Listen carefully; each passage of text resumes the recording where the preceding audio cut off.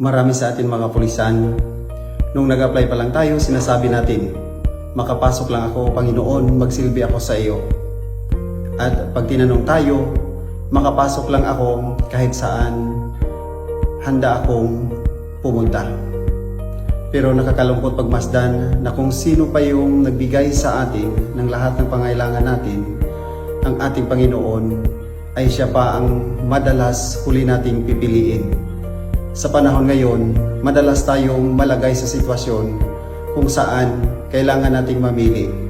Pero wag naman sana mangyari sa atin na gawin nating last option ang ating Panginoon.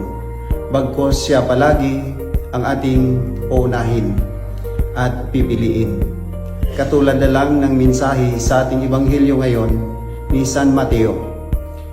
The kingdom of heaven is like a treasure buried in a field, which a person finds and hides again.